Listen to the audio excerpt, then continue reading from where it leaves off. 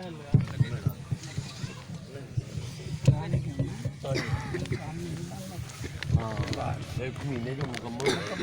اللہ الرحمن الرحیم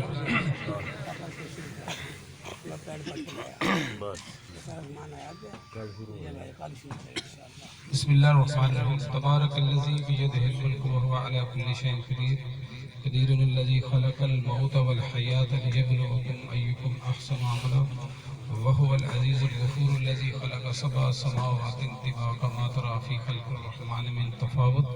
فارجع البصر هل تری من فطور۔ یہ ویسے پروٹوکول کے بھی خلاف ہے کہ تقاریر بھی ہو چکی، نعت خوانی بھی ہو چکی، لیکن بیٹھے بیٹھے میرے ذہن میں ایک حدیث یاد آئی اور وہ ایسی حدیث ہے کہ اگر ہم اس حدیث پہ عمل کر دیں تو ہمارے سارے اعمال جو ہیں اللہ تعالیٰ قبول فرمائے۔ خلق سبع سماوات طباقا ما تری فی خلق الرحمن، اللہ تعالیٰ نے قرآن پاک میں ہے کہ 7 آسمان بنائے اور 7 آسمانوں پہ ہر آسمان پہ ایک فرشتے کی ڈیوٹی ہے۔ تو حضرت معاذ بن جبل رضی اللہ تعالیٰ عنہ سے روایت ہے کہ جب نبی پاک صلی اللہ علیہ وآلہ وسلم نے ایک حدیث حضرت معاذ بن جبل رضی اللہ تعالیٰ عنہ کو سنائی تو وہ اتنا روئے کہ شاید ساری زندگی روتے رہے۔ اور اس حدیث کو میں بیان کرتا ہوں کہ جیسے یہ قرآن پاک میں ہے کہ اللہ تعالیٰ نے 7 آسمان بنائے ہیں اور ہر آسمان پر ایک فرشتہ تعینات کیا ہے جو ہمارے اعمال کرامن کاتبین لے کے جاتے ہیں۔ پہلا آسمان، پھر دوسرا آسمان، پھر تیسرا آسمان، پھر چوتھا، پھر 5واں، 6واں، 7واں۔ ہر آسمان کے اوپر ایک فرشتے کی ڈیوٹی ہے، وہ ایک بیریئر لگا کے بیٹھا ہوا ہے۔ اور جب کرامن کاتبین ایک بندے کے نیک اعمال کو لے کے پہلے آسمان پر پہنچتا ہے، مثلا ایک بندے نے 2 لاکھ روپے ایک صدقہ کیا اور اس کا وہ صدقہ جو لے کے اس کا ثواب کرامن کاتبین پہلے آسمان پر پہنچتے ہیں تو وہاں غیبت کا جو فرشتہ بیٹھا ہوتا ہے تو وہ کرامن کاتبین کو کہتے ہیں کہ یہ بندہ جس کے نے 2 لاکھ اللہ کی راہ میں آج خرچ کیا ہے یہ تو غیبت کرتا ہے، تو میرے اللہ کا حکم ہے کہ اس کا 2 لاکھ روپیہ اس کے منہ پہ جا کے مار دو۔ یہ اس آسمان سے اوپر میں اس کی نیکیاں نہیں بھیج سکتا کیونکہ یہ لوگوں کے عیب تلاش کرتا ہے۔ غیبت تھوڑا سا میں بیان کر دوں کہ غیبت ہے کیا۔ کسی کی چغلی کرنا، اور چغلی سے کیا مراد ہے؟ ایک بندہ شراب پیتا ہے اور اس کی عدم موجودگی میں یہ کہنا کہ وہ شرابی ہے، یہ غیبت ہے۔ یہ غیبت ہے کہ شرابی بھی ہے، گناہ بھی کرتا ہے، اس کی عدم موجودگی میں یہ کہنا کہ وہ شرابی ہے تو یہ چغلی ہوگی، یہ غیبت ہوگی۔ ایسے شخص نیکی اگر جتنی بھی اس نے اس دن کی تو کرامن کاتبین پہلے آسمان پر لے کے جائیں گے، فرشتہ کہے گا یہ نیکیاں اس کے منہ پہ جا کے مار دو۔ میرا اللہ کا حکم ہے کہ یہ تو لوگوں کی چغلیاں کرتا ہے، یہ برے کو اس کی عدم موجودگی میں برا کہتا ہے۔ اگر اس میں عیب نہیں ہے پھر تو اس کا اور بڑا مطلب بہت زیادہ گناہ ہے نا، وہ تو بیان بھی نہیں کیا جا سکتا۔ تو پہلے آسمان پر غیبت کا فرشتہ بیٹھا ہوا ہے اور وہ کہتا ہے جی یہ بندے نے غیبت کی لہذا اس کی آگے نیکی نہیں جا سکتی، وہ واپس چلا جاتا ہے کرامن کاتبین۔ پھر دوسرے آسمان پہ کسی اور بندے کی جب نیکی جاتی ہے، اسی بندے کی آپ سمجھ لیں تو وہ بہت ہی لوگوں کو دین کی تبلیغ کرتا ہے، بڑا ہی خرچ کرتا ہے، بہت زیادہ نیکیاں، رات ساری نوافل پڑھتا ہے، قرآن ختم کرتا ہے رات نوافل میں۔ تو جب دوسرے آسمان پر اس کی نیکیاں لے کے فرشتے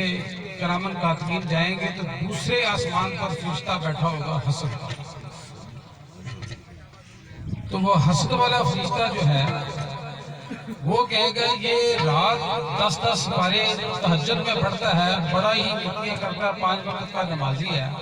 تو میرے اللہ کا حکم ہے کہ یہ تو حسد کرتا ہے، تو میرے اللہ کا حکم ہے جو حسد کرتا ہے اس کی نیکی دوسرے آسمان سے اوپر نہیں جا سکتی، اور اللہ کا حکم ہے کہ اس کی یہ نیکیاں اس کے منہ پہ مار دو گا۔ پھر اسی شخص یا کسی اور شخص کی نیکی تیسرے آسمان پر جب پہنچتی ہے، نیکیاں تو بیان نہیں کی جا سکتی کہ ایک قسم کی نیکیاں ہیں۔ اللہ کی راہ میں خرچ کرنا، صدقہ دینا، عبادت کرنا، بہت اور بھی لمبی فہرست ہے۔ تیسرے آسمان پر جب وہ فرشتے کی ڈیوٹی ہوتی ہے تو وہ پہنچتا ہے، تو وہ فرشتہ کہتا ہے اس کرامن کاتبین کو کہ یہ بندے کی نیکیاں تم پہاڑوں سے کے برابر وزنی لے کے آئے ہو، لیکن یہ بندہ تو دنیا میں تکبر کرتا ہے۔ اچھا، تکبر کو تھوڑا سا میں اور بیان کر دوں کہ تکبر ہے کیسے۔ اللہ تعالیٰ نے حضرت موسیٰ علیہ السلام سے پوچھا کہ تجھے کوئی اپنے سے کم تر نظر آتا ہو؟ عرض کی یا اللہ مجھے وقت دیا جائے، میں سوچ کے بتاؤں گا کہ مجھ سے کم تر کون ہے، مجھ سے گھٹیا کون ہے۔ شام کو جب دوبارہ موسیٰ علیہ السلام اللہ سے ہم کلام ہوئے تو موسیٰ علیہ السلام نے عرض کی یا اللہ میں سارا دن سوچتا رہا، مجھے اپنے سے زیادہ کم تر نظر نہیں آئی، میں ہی کم تر۔ تو اللہ پاک نے فرمایا موسیٰ تو بکری کا بچہ ہی لے آتا ہے کہ بکری کا بچہ تجھ سے کم تر ہے، میں تیری نبوت تجھ سے واپس لے رہا ہوں۔ تو تیسرے آسمان پر تکبر والا فرشتہ جو بیٹھا ہے وہ کہتا ہے میرے اللہ کا حکم ہے کہ یہ جس بندے کی تم نیکیاں لے کے آؤ یہ تو دنیا میں تکبر کرتا ہے۔ اور تکبر کی میں نے مثال دے دی کہ حضرت موسیٰ علیہ السلام نے کیسے اس کو بیان کیا۔ تکبر یہ ہے کہ ہم جتنے لوگ یہاں بیٹھے ہیں، ہم میں سے کوئی ایک بندہ بھی اگر یہ سمجھتا ہے کہ میں ان جتنے لوگ بیٹھے ہیں ان میں سے ایک سے بھی اچھا ہوا تو وہ تکبر ہے۔ اور تکبر جو ہے، متکبر کا لفظ قرآن پاک میں اللہ تعالیٰ نے صرف اپنی ذات کے لیے استعمال کیا ہے، کسی نبی کے لیے بھی استعمال کیا۔ تو یہ تکبر اتنا بڑا گناہ ہے، یہ تکبر شرک، یہ شرک کی بہت بدترین شکل ہے۔ تو تیسرے آسمان پر تکبر والا فرشتہ جو ہے وہ سارے جہان کی نیکیاں جو لے کے بندے کی پہنچے گا، کرامن کاتبین اللہ وہ فرشتہ کہے گا میرے اللہ کا حکم ہے کہ یہ متکبر ہے، اس کی نیکیاں اس کے منہ پر مار۔ اسی طرح چوتھا آسمان پہ ایک فرشتہ بیٹھا ہوا ہے۔ تو بخاری شریف کی حدیث ہے، آج کل تو ہر کسی پہ کفر اور شرک کے فتوے لگ جاتے ہیں۔ نبی پاک صلی اللہ علیہ وآلہ وسلم نے فرمایا کہ میری امت شرک میں مبتلا نہیں ہوگی۔ یاد رکھیں میری بڑی غور طلب بات ہے، آج تکفیریت اس حد تک پہنچ گئی کہ ہر کسی کو کافر کہنا شروع کرتے۔ من قال لا الہ الا اللہ فدخل الجنہ، جس نے لا الہ الا اللہ کہہ دیا اللہ پاک اپنے فضل اور کرم سے بخشا، اللہ کے فضل اور کرم سے جانا۔ تو نبی پاک صلی اللہ علیہ وسلم کہا کہ میری امت جو ہے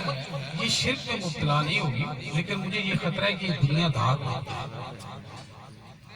تو چوتھے آسمان پر وہ فرشتہ جو ہے وہ بندے کی نیکیاں جب لے کے جائیں گے کرامن کاتبین، تو وہ فرشتہ کہے گا کہ یہ دنیا دار ہے۔ دنیا دار کی آپ تعریف سمجھتے ہیں کہ دنیا دار کیا ہے، کس کو کہتے ہیں؟ وہ کہتا ہے کہ یہ دنیا ہی ہر چیز ہے، بس یہاں کی تعلیم، یہاں کی دولت، یہاں کی فیکٹریاں، یہاں کی زمینیں، یہاں کا روب دبدبہ، یہاں کی افسر شاہی، یہ دنیا داری ہے۔ تو چوتھے آسمان پر فرشتہ کہے گا کرامن کاتبین کہ یہ بندہ دنیا دار ہے، تو میرے اللہ کا حکم ہے کہ اس کی جتنی بھی نیکیاں ہیں اس کے منہ پر واپس مار دو، مجھے نہیں چاہیے۔ یہ چوتھے آسمان سے اوپر بندے کی نیکی نہیں جا سکتی۔ پانچویں آسمان پہ جو فرشتہ بیٹھا ہوا ہے وہ جب نیکیاں لے کے کرامن کاتبین جائیں گے تو وہ فرشتہ کہے گا کہ یہ دنیا کی شہرت کے لیے یہ کام کرتا ہے۔ یہ کہتا تھا کہ 50 یتیم بچیوں کی شادی کر کے اخبارات میں دینا چاہیے اور ٹی وی چینل کے سارے چینل پہ نشر ہونے چاہیے کہ فلاں سیٹھ صاحب نے 50 بچیوں کی شادی کی اور تصویریں بھی چھاپی ہیں۔ تو یہ تو سارا کچھ اس میں شہرت کے لیے، نیکی اور عبادت یہ صرف اللہ کی رضا کے لیے اگر کی جائے تو قبول ہے، ورنہ کو اگر یہ نیت ہے کہ میرا اللہ راضی ہو جائے تو پھر اللہ پاک فرماتا ہے کہ نیکی وہی ہے، اس کا کوئی نعمل بدل نہیں، جس کا صرف دعا میری اللہ کی ذات ہے۔ اس لیے کہتے ہیں اگر کسی کو صدقہ بھی دینا ہے یا کسی کی مدد کرنی تو رات کی تاریکی میں کرو، کوئی دیکھ بھی نہ کہ کسی کی عزت نفس مجروح نہ ہو۔ تو یہ شہرت والا جو بندہ ہے اس کے کرامن کاتبین جب نیکیاں لے کے جائیں گے 5ویں آسمان پہ تو وہ فرشتہ کہے گا کہ یہ اس نے تو دنیا میں اپنی واہ کرنے کے لیے کیا سر، میرے اللہ کا حکم ہے کہ اس کی یہ نیکیاں اس کے منہ پہ مار دو۔ اسی طرح جو نیکی اللہ کی خوشنودی کے بغیر کی جائے، جو بھی نیکی وہ جب چھٹے آسمان پر پہنچے گا کرامن کاتبین لے کے تو وہ فرشتہ کہے گا میرے اللہ کا حکم ہے کہ یہ نیکی اس نے اللہ کو راضی کرنے کے لیے نہیں کی، یہ تو اس نے دنیا کو راضی کرنے کے لیے واہ اپنے نمبر بنانے کے لیے۔ یہ حج کیا تھا اس لیے کہ اس کو حاجی صاحب کہا جائے، اور لوگ کر لیے تو اس کو الحاج کہا جائے، اور اس کے گھر کے باہر بھی لکھا جائے کہ الحاج منور خان، تو وہ تو فارغ ہے، اس کے تو کوئی حاجت نہیں۔ تو اللہ کا حکم یہ ہے کہ یہ ایسا شخص جس نے اللہ کی خوشنودی کے لیے، اللہ کی رضا کے لیے نیکی نہیں کی، لہذا یہ کرامن کاتبین کو حکم ہوگا اس فرشتے کی طرف سے کہ اس کے منہ پر مار دو۔ خلق سبع سماوات طباقا ما ترى في خلق الرحمن، یہ سورۃ تبارک الملک میں ہے۔ 7 آسمان ہیں، ہر آسمان پہ ایک فرشتہ ہے جس کی یہ ڈیوٹی ہے کہ بندے کی، یہ میں مسلمان کی بات کر رہا ہوں، کافر کی بات نہیں کر رہا ہوں۔ وَلِلَّذِينَ كَفَرُوا بِرَبِّهِمْ عَذَابُ جَهَنَّمَ، کافر کا حساب کتاب کو نہیں ہونا، اس کا تو آئے گا کافر ہے چلو جہنم میں۔ پھر جہنم پہ آپ کو پتہ ہے کتنے جہنم کے درجے ہیں، کسی کو جہنم کہتے ہیں، کسی کو حطمہ کہتے ہیں، کسی کو حاویہ کہتے ہیں، کسی کو سعیر کہتے ہیں، مطلب یہ مختلف کیٹیگری کے لوگ مختلف دوزخوں میں جائیں۔ اور یہ جو ہم کہتے ہیں نا کہ جناب ہم نے نعت پڑھ لی ہے اور ہم جنت میں چلے جائیں تو فَأَمَّا مَنْ ثَقُلَتْ مَوَازِينُهُ فَهُوَ فِي عِيشَةٍ رَاضِيَةٍ کی آیت کو کہاں لے جائیں گے آپ؟ وَأَمَّا مَنْ خَفَّتْ مَوَازِينُهُ فَأُمُّهُ هَاوِيَةٌ کو کہاں لے جائیں گے؟ نعت جو ہے وہ ایمان کا حصہ ہے۔ نبی پاک صلی اللہ علیہ وآلہ وسلم کی ذات اقدس سے محبت جو ہے وہ نہیں ہے تو بندہ مومن ہی نہیں۔ لیکن کیا نبی پاک صلی اللہ علیہ وآلہ وسلم نے پوری زندگی میں کوئی نماز چھوڑی تھی؟ یا ہمارے پیر و مرشد جو ہیں کسی نے دیکھا انہوں نے پوری زندگی میں کوئی نماز چھوڑی ہو، یا انہوں نے ساری زندگی عبادت نہیں کی؟ کوئی مثال دے رہا تھا، یہ واقعہ میں اس چیز کا گواہ ہوں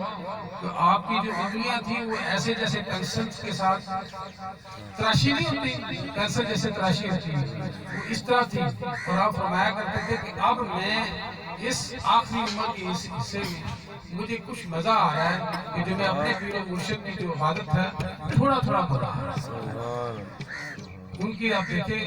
کہ کیا کیفیت تھی۔ تو یہ ایک ایسی حدیث تھی، ہم لوگ سوچتے ہیں کہ ہم نے تو اتنے نیکی میں اللہ کی راہ میں خرچ کر دیا ہے، ساری رات نفل پڑھ پڑھ کے تھک بھی گئے، روزے بھی رکھے ہیں، حج بھی کیا، پھر ہماری بات پوری کیوں نہیں؟ بات قیامت کے دن اللہ پاک فرشتوں کو حکم دے گا کہ یہ لوگ جو ہیں ان کو جنت میں لے جائیں۔ جب وہ جنت کے دروازے کے قریب پہنچیں گے تو اللہ پاک حکم فرمائے گا ان کو واپس لا کے جہنم میں بھیجو۔ تو وہ یہ نہیں کہیں گے کہ یا اللہ یہ کس وجہ سے،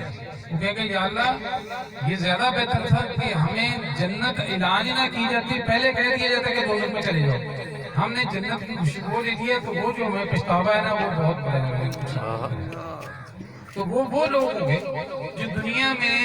نیکی، نمازیں، حج، زکوٰۃ اس لیے یہ سارے اعمال کرتے تھے کہ لوگ ان کو حاجی کہیں، ان کو نمازی کہیں، ان کو الحاج کہیں اور ان کو سخی کہیں۔ تو یہ ساری نیکیاں جتنی بھی قبول ہونی ہے نا صرف اللہ کی رضا کی خاطر ہونی ہے، ویسے کوئی نہیں۔ اگر اللہ کی رضا کی خاطر نہیں نا نیکی کی تو بندے کو پتہ ہی نہیں ہوگا کہ 0-0 ہوا ہوگا۔ اور ایک حدیث ہے بڑی زبردست کہ جو ہم تنہائی میں ایک گناہ کرتے ہیں جس میں کوئی ہمارے پاس موجود نہیں، سب تنہائی میں گناہ، آپ سمجھ لیں کیا ہے۔ تو جب یہ حدیث سنائی گئی تھی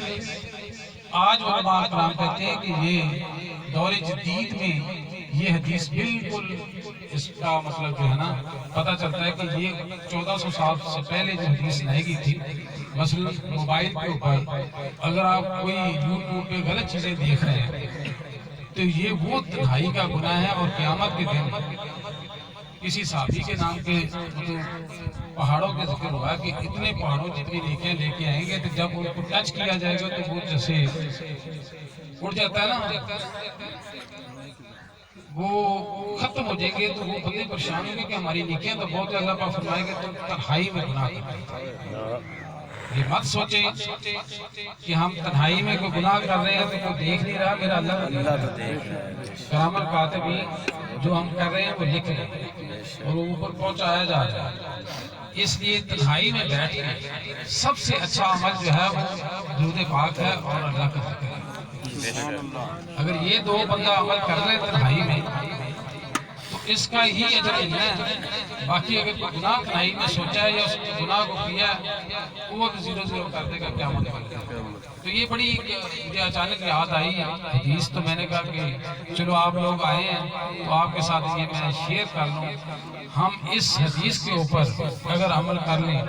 تو یقین جانیں ہمارے سارے اعمال جو ہیں وہ تھوڑے بھی اللہ تعالیٰ اپنے فضل کرم سے بہت زیادہ کر دے گا۔ ایک چھوٹی سی حدیث اور ہے، حضرت عائشہ صدیقہ رضی اللہ تعالیٰ عنہ نبی پاک صلی اللہ علیہ وآلہ وسلم استغفار فرما رہے تھے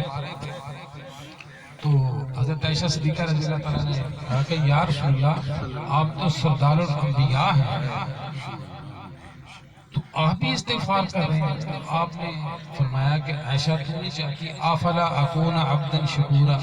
کہ میں اپنے اللہ کا شکر کرنے والا بندہ بن جاؤں۔ اگر نبی پاک صلی اللہ علیہ وآلہ وسلم استغفار فرماتے تھے تو ہمارے لیے تو پھر اتنی ضرورت ہے آپ کبھی سوچ بھی نہیں سکتے۔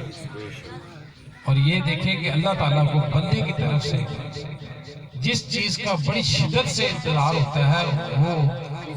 استغفار ہے۔ کہتے ہیں گناہ کر کے انسان دوزخ میں نہیں جائے گا، گناہ کر کے توبہ نہ کر کے دوزخ میں جائے گا۔ یہ کتنی جب اللہ تعالیٰ اور شیطان کا آپس میں مطلب گفت و شنید ہو رہی تھی، جب تخلیق کائنات انسان کی بات ہو رہی تھی تو اللہ تعالیٰ نے فرمایا کہ میرا بندہ جو ہے جب گناہ کرے گا اور پھر مجھ سے رجوع کرے گا استغفر اللہ الذی لا الہ الا هو الحی القیوم واتوب الیہ پڑھے گا تو میں اس کے سارے گناہ معاف کروں۔ تو پھر اس پر شیطان بڑا جو ہے نا پریشان ہوا کہ یہ تو اب دیکھیں استغفار سے ہمیں شیطان روک رہا ہے، یاد رکھنا، درود پاک پڑھنے سے شیطان روک رہا ہے، قرآن پاک پڑھنے سے شیطان روک رہا ہے، ریاکاری جو ہے اس پہ ہمیں شیطان آمادہ کرا ہے۔ ہم نے شیطان کی قدموں کی پیروی نہیں کرنی، ہم نے اپنے نبی پاک صلی اللہ علیہ وسلم وَأَطِیعُوا اللَّهَ وَأَطِیعُوا الرَّسُولَ تو نبی پاک صلی اللہ علیہ وسلم کی اطاعت کرنی ہے۔ اگر وہ ہم اطاعت کریں گے، اس نیت سے اطاعت کریں گے تو پھر وہ ہمارے اعمال جو ہیں وہ قیامت والے دن فَأَمَّا مَنْ ثَقُلَتْ مَوَازِینُهُ پھر وہ تکڑی میں تولے جائیں گے، نیکیاں زیادہ ہوں گی تو عیش و عشرت کی زندگی ہو۔ وَأَمَّا مَنْ خَفَّتْ مَوَازِینُهُ فَأُمُّهُ ہَاوِیَةٌ اور اگر نیکیاں کم اور گناہ زیادہ ہوئے تو پھر حاویہ میں پھینکا ہو جائے گا۔ اور یہ قرآن پاک کا اسلوب ہے کہ وما ادراک لفظ استعمال کیا جاتا ہے کہ تمہیں کیا عقل، تمہیں کیا ادراک، تمہیں کیا پتہ کہ حاویہ کیا ہے، نار حامیہ حاویہ جو ہے وہ ایک دہتی ہوئی آگ ہے، اس میں کون جائے گا جس کے گناہ زیادہ ہوئے۔ ہوتامہ میں کون جائے گا؟ صرف 3 بندے جائیں گے اور وہ تینوں مسلمان ہیں۔ وَيْلٌ لِّكُلِّ هُمَزَةٍ لُّمَزَةٍ ایک وہ شخص جو لوگوں کی چگلیاں کرتا ہے، ان کے عیب تلاش کرتا ہے، کہتا ہے یار یہ بندہ تو بڑا ہی کرتا ہے، بہت شراب ہے، گناہ تو بہت زیادہ بیان نہیں کیا جا سکتا۔ اور دوسرا وہ جو لوگوں کی تصحیح کرتا ہے۔ یہ عام طور پہ نبی پاک صلی اللہ علیہ وسلم جب معراج پہ گئے تھے کہ خواتین کی تعداد دوزخ میں زیادہ دیکھی کہ یہ زیادہ تانے مارتی ہیں، اور خاص طور پہ جب نئی دلہن جاتی ہے تو اس کو کہتے کہ دیکھی گیا تو یہ تصحیح ہو گیا، یا ہم اپنے کسی ملازم کو کہتے ہیں اس کو گالی دے دیجیے تصحیح ہو گئی۔ اور تیسرا شخص جو ہے الذی جمع مالا وعدہ، وہ شخص جو مال کو جمع کرتا ہے پھر وہ گنتا ہے، یحسب ان مالہ اخلدا، پھر وہ کہتا ہے کہ پیسہ بہت زیادہ ہو گیا، فیکٹریاں لگ گئی ہیں، بڑی زمین خرید لی ہے، بہت بڑے پولیٹیکل اور بیوروکریٹک اسٹیٹس میرا بن گیا ہے، تو اس کو بہت یاد نہیں آتی۔ تو یہ تین لوگ جو ہیں کلا لینبذن فی الحطمہ، اللہ پاک اپنے غضب سے ان کو حطمہ میں پھینکے گا، اس دوزخ کا نام ہوتا ہے۔ تو اس میں کافی سارے فرق ہیں، ایک کو حاویہ کہتے ہیں، ایک کو حطمہ کہتے ہیں، ایک کو جہنم کہتے ہیں۔ تو یہ جنت جو ہے یہ 7 آسمانوں کے اوپر ہے، تو جب جنتی اوپر سے دیکھیں گے نا 7 زمینوں کے سے نیچے، جب دوزخ میں اپنے قریبی دوستوں کو جلتا ہوا دیکھیں گے تو وہ ان سے پوچھیں گے سالہ کا تم معافی سکا، وہ جنتی سوال کریں گے تمہیں سقر میں تم کیسے آ گیا، سقر دوزخ کا، تو وہ کہیں کہ قال لم نکن من المصلین، ہم نمازیں نہیں پڑھتے، لم نکن نطعم المسکین، بھوکا مسکین تھا، ہم اس کے قریب سے گزر کے اپنے بچوں کے برگر لے کے جا رہے تھے، ایک برگر اس غریب کو دے دیتے، ہم مسکین کو کھانا نہیں کھلاتے تھے اور بے لگو باتیں کرتے تھے اور آخرت پہ ایمان نہیں رکھتے تھے۔ یہ 4 کیٹیگری کے لوگ جو ہیں یہ جائیں گے سقر۔ تو یہ کچھ چیزیں تھی، میں نے کہا چلو آپ کٹھے ہیں تو یہ ویسے پہلے بیان کر لیجیے، پروٹوکول کا گیس تھا، لیکن اللہ تعالیٰ ہم سب کو ان چیزوں کی عمل کرنے کی توفیق عطا فرمائے۔ قاری صاحب کرو اعلان، دربار شریف کا کام شروع ہونے لگا، سامان آ گیا، اٹاں وغیرہ۔ تو حضرات گرامی ویسے تو اعلان سنیا جا چکا ہے، صاحبزادہ صاحب کی طرفوں اعلان کیا جا رہا ہے کہ انشاءاللہ العزیز اللہ کے حکم نال میرے رسول محبوب امام الانبیاء دی کالی کمی دے صدقہ حضور بابا جی دا دربار پاک ہے، ہفتے والے دن مستری جو ہے نا کام شروع کر دے گا۔ تو تمامی حضرات، مریدین حضرات، اگلے بھی دوست احباب کہ دربار شریف کے اندر اپنا حصہ ملانا چاہتے ہیں، وہ صاحبزادہ بہت شریف صاحب موجود نے، انہوں اپنا لکھوا سکتے ہیں، انہوں تک پہنچا سکتے ہیں۔ سارے دوست احباب بڑھ چڑھ کے اس کار خیر حصہ لو، اللہ تبارک و تعالیٰ اپنا سارا عمل کی توفیق عطا فرمائے۔ مالک رب ذوالجلال انہاں بزرگان دین دے مزار پرانوار دے آ کے انہاں دی سیرت و صورت عمل کرنے کی توفیق عطا فرمائے، آمین ثم آمین۔